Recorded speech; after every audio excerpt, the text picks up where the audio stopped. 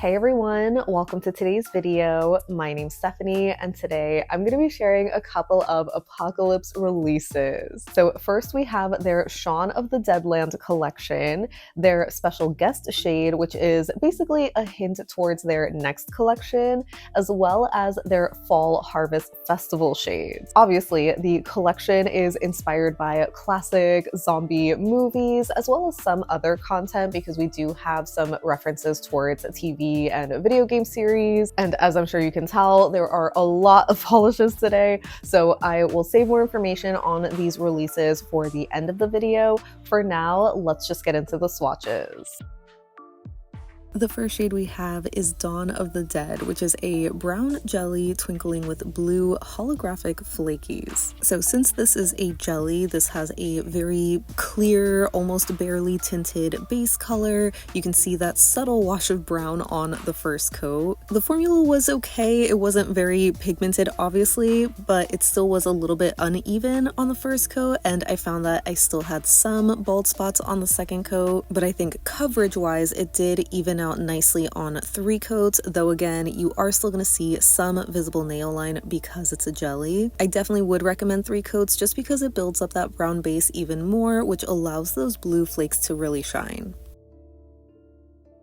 Next up we have Fred, If You're Real, You Better Tell Me Right Now, which is a glitter bomb that has orange, pink, and brown glitters, as well as large particle orange to yellow to pink shimmers. This had a beautiful formula. It was incredibly full coverage, as you can see here on the first coat. It's very even as well. Not quite a one coater. I think in some spots you can still see through to my nail underneath, so I would recommend doing 2, but that's pretty much all you would need for full coverage, and you don't need to sponge this on. But because this is a tiny micro glitter, I would recommend a peel off base.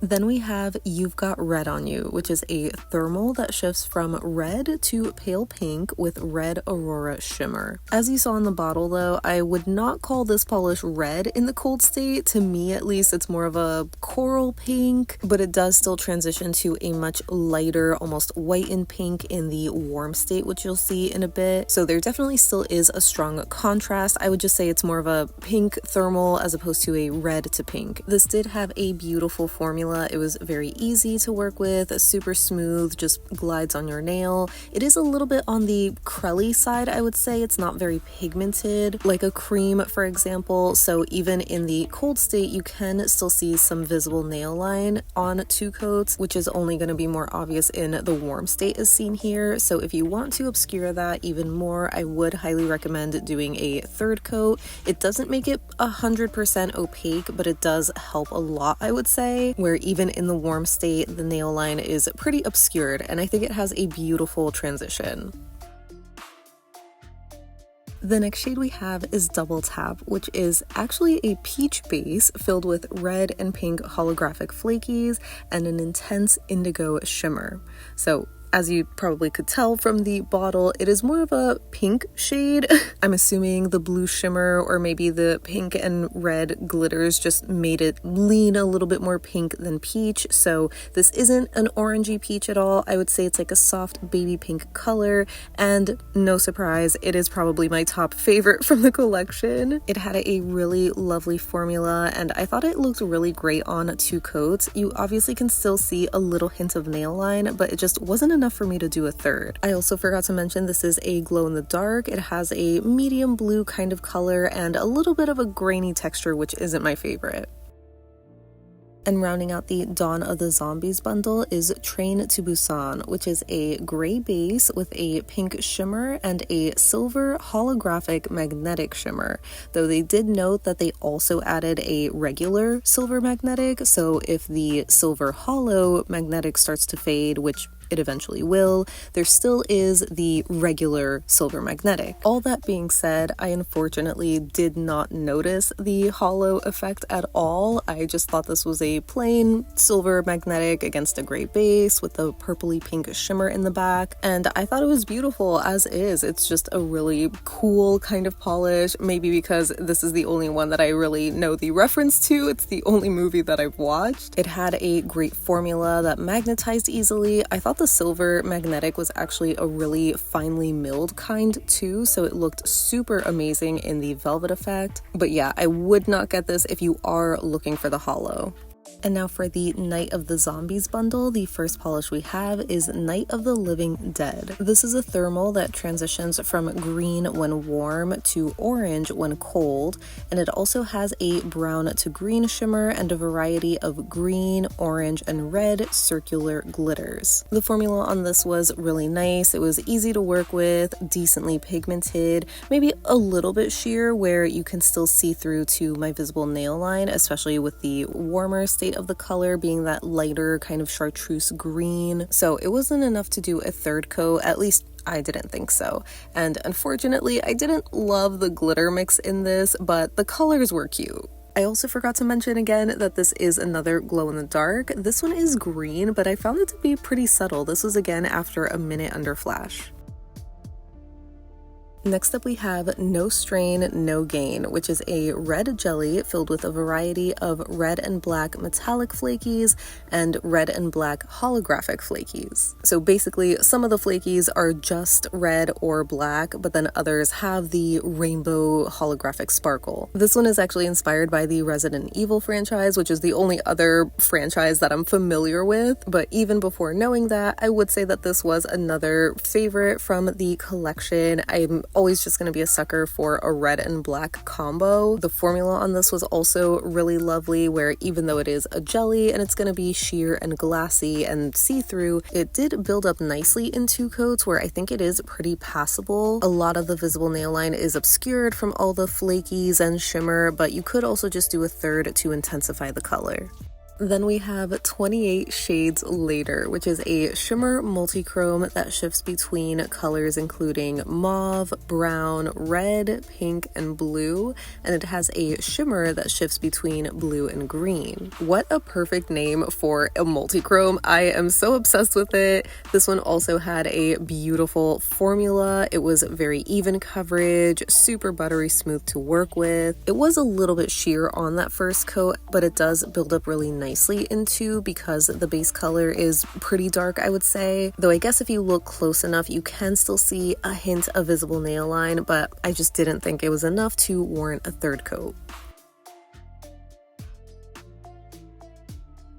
Next up we have The Walking Bread, which is described as a bronzy green shimmer that has orange to green micro flaky shimmers and silver holographic flakies. I thought the color description was so interesting because I definitely can see that bronzy green sort of color, but initially I would have called it more of like a grayed out brown with a green shimmer. So either way, it is pretty unique, especially to my collection. This also had another flawless formula that was just so buttery smooth to work with. It was a bit sheer on the first coat again, but it did build up really well on the second, where I didn't think I needed a third coat, but you could do it, especially if you wanted to deepen the color. And I would say that the green shimmer actually stands out more in extreme lighting. And rounding out the bundle is the namesake of the collection, Shaun of the Deadland, which is another glitter bomb that has purple, black, brown, and orange holographic micro glitters in a clear base. This is another favorite because it's just Halloween in a bottle. I mean, it is just so perfect, and I do really enjoy this micro glitter formula from Apocalypse. It's just so beautiful and so easy to work with too. Fully opaque in two coats, but again, I would recommend a peel-off base and a glitter grabber. Next up, I have the special guest shade for the Black Friday collection, and it's called I'm Dreaming of a White Christmas. It's a white and baby blue glitter with blue to purple iridescent flakies and white zombie skull glitters. As you can see, this is absolutely packed with those tiny micro glitters. It just provides a little flurry of glitters on your nails, but I did have to fish around for the skull glitters. I actually didn't even get one on my swatch over white, but I did get two over black. Moving on to the Fall Harvest Festival, the first shade we have is Candy Apple, which is a thermal that transitions from a red-brown when cold, as seen here and in the bottle, to a green apple when warm. The formula on this was also very smooth. It's a little bit crelly leaning, so while it is very pigmented, as you can see here on the first coat, there is still a little bit of squishiness to it. So even doing a second coat, while it did build up really nicely, I found that I did have some bald spots or streaks, mainly on the sides of my nails, though I was impressed with the coverage, especially for the warm state of the color, that bright green. It looked very pigmented, so I do think it can pass in 2 coats, but I personally needed 3.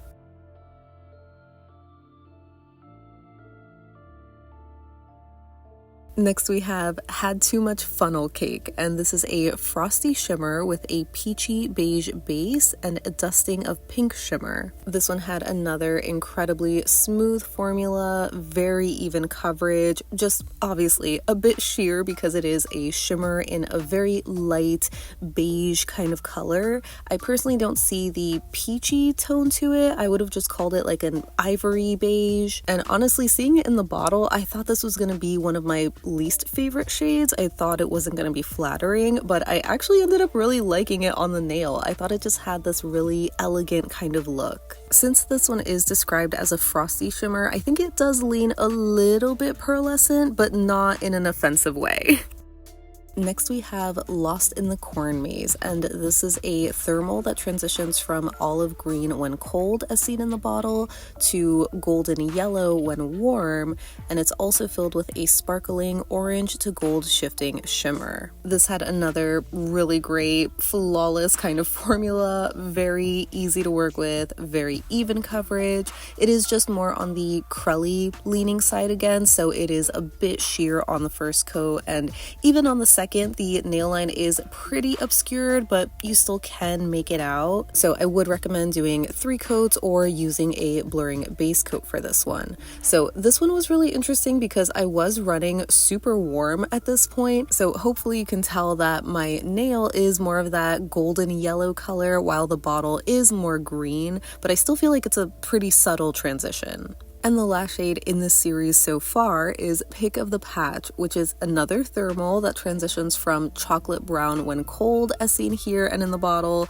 to a pumpkin orange when warm. This one had another really pigmented, flawless formula, though I would say this one is more of a true cream formula. It is very, very pigmented and opaque. It was very satisfying to paint with, and especially to see the transition between this. It is just so perfect for fall. Again, I was really impressed with the warm state of this one, just being so pigmented, similar to Candy Apple. The one kind of downside is that I feel like there were some bits of unmixed thermal pigment in here.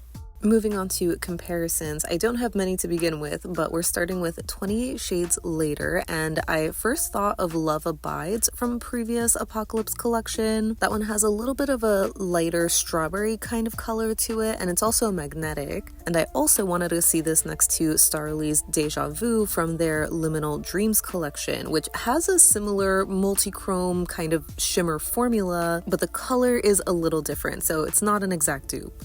Since the base of 28 Shades had a little bit more of a pinky purple kind of color, I thought it reminded me more of something like Mooncat's Lust for Vengeance, which does have a similar base color, but as you can tell, that has a brighter green sort of shimmer. And I figured I could show this little sneak peek of another upcoming cracked polish called Ghouls Garden. This one is actually a magnetic, but I am showing it unmagnetized. I feel like in the bottle they look almost the same, but on the nail you can tell that cracked is a little bit lighter. Next for Shaun of the Deadland, this one immediately reminded me of I Am Become Barbie, Destroyer of Barbie Land, which is another micro glitter, but that one's obviously a lot lighter and more pink. So I thought I could maybe recreate the vibe since I do have this black and orange glitter topper from Tyler's Trinkets called This Is Halloween, and layer that over a purple base, you know, because it's more or less the same colors, but obviously it looks a little different visually.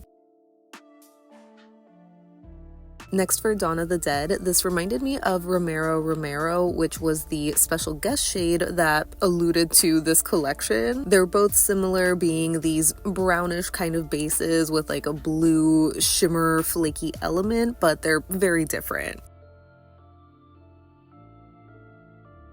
I can't do a full recreation of Dawn of the Dead since I don't have a blue flaky topper. I think Holo Taco came out with one years ago, but I figured I could still show it next to a couple of Cirque jellies. I started with Mahogany jelly, which I thought was going to be the closest, but it is a little too warm toned, I think. So I ended up doing Zen jelly next to it, and it had a little bit more of a similar tone, but Zen was a bit more opaque. It could just be from my application, but this is 2 coats of each.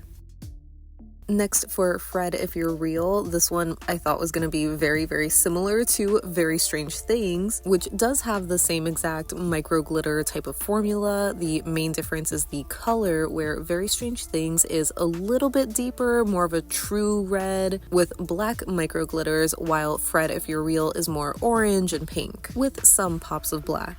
And speaking of pink, next up for You've Got Red on You, I figured I could show this next to the Mooncat thermals. I have Koi Whiskers here for reference. That one is a bit more coral leaning in color. I thought that You've Got Red was going to be a little bit closer to that, but it is more similar to Sakuras Serenade since that is a pink to pink kind of transition, but it is a cooler toned pink with a blue shimmer instead of the warmer tones in Apocalypse.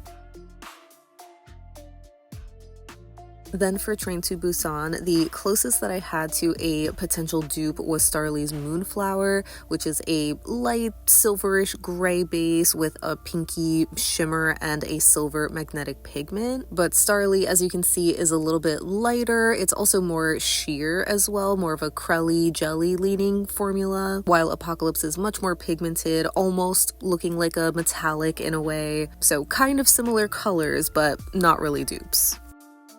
Next for Candy Apple, the cold state of it reminded me of something like Cracks Laying Bricks or Delicacy and Sardinia, which I think are close, but Candy Apple almost looks to be a shade in between these, where I can see in some lighting Candy Apple almost looks like a burnt orange, which is why I pulled out Delicacy and Sardinia, but then on the nail it does lean a little bit more red, so it's like Laying Bricks but a little lighter.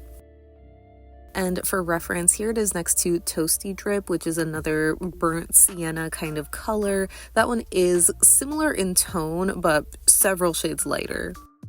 Next for Funnel Cake, I actually have another upcoming cracked sneak peek. This shade is called Skelly Bones, which has a similar pinky purple kind of shimmer in a sheer base, but the base in that one is much more of a brightened white shade and less of that warm ivory color in Apocalypse. But even aside from the base color, the actual shimmer finish is also slightly different, where it's a much smoother or finer pigment in Apocalypse, almost giving it a pearlescent look.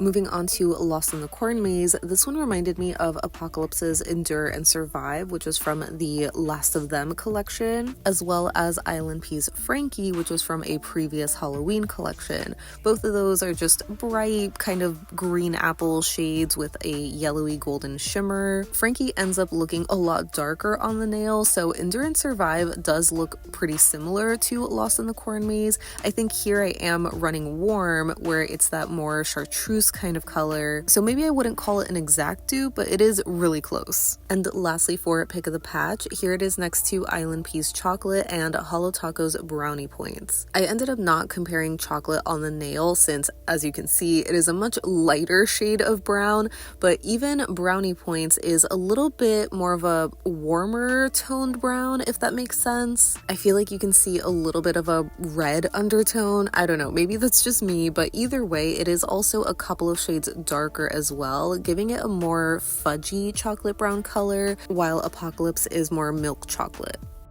So that wraps up my swatches and comparisons for Apocalypse's Fall Harvest Festival and their Shaun of the Deadland collection. I'm so sorry I didn't have as many comparisons as I normally do, but I feel like it's because these shades are just so incredibly unique to what I have in my collection. But anyway, I'd love to know what your thoughts are on these releases. Are you feeling the more general fall vibes with the Fall Harvest shades, or are you more excited about the spooky zombie inspired ones with the collection? Like I mentioned, I unfortunately am not really well versed in classic zombie movies, so this collection doesn't really speak to me in that way. And I am sorry that I don't have the love and appreciation for all of the inspo. I'm sure all the zombie lovers are probably going to be very excited, at least I would hope so. But that's not to say that these were like boring shades by any means. Objectively, they were incredible. Just what I've come to expect from Apocalypse by now, where it's just high quality polishes, incredible pigmentation and formulas. So yeah, overall, I did think they were really beautiful. I have some standout favorites and obviously some that, you know, I don't love that much, but that's expected with any kind of collection. If you are interested in them, the collection is going to be launching on September 19th. It'll be available as a full collection, individually, and as 2 bundles, but the special guest shade is only going to be available as a gift with purchase when you buy the full collection. It will be available at like a later date to purchase though, so it's not a limited edition shade, if that makes sense. And the Fall Harvest shades are already available on the website. Annie did mention that she is planning to add some more shades throughout the season as well, kind of like an ongoing series. So it'll flesh out this more basic, non-apocalyptic theme collection, so to speak. I did think this Fall Harvest Festival was like refreshing to see because it's just so lighthearted and wholesome when you look at the inspiration, especially compared to their usual apocalyptic themes. As an October baby, it was my destiny to always become a basic bee, so I really do like the theme of those shades, and I can't wait to see what other shades she releases for it. And while I am a bit meh on thermals, I did still really like these and thought they were really impressive. So I think if you are a thermal lover, you probably are gonna love the first shade and the last one specifically because they were very pigmented, very reactive with their transitions. The only one I'm kind of not impressed by maybe is Lost in the Corn Maze, where even though I love the color, I just thought it was the most subtle of the thermals, so it didn't wow me in that way. And like I mentioned before, I think my favorite is actually the non-thermal so far, the pearly kind of shimmer, which is so surprising because again, looking at it, it just seemed like it would be my least favorite, but I just really loved how it looked on me. So yeah, I'm sorry that this was such a long video. I actually have another Apocalypse video coming maybe tomorrow, reviewing so many of their duos and a couple of other extra shades as well. So I'm really excited to share that too. As always, make sure to let me know any and all thoughts you have down below so we can chat about it. But thank you so much for hanging out with me today. I hope you have a great rest of your day, and I'll see you in the next one. Bye!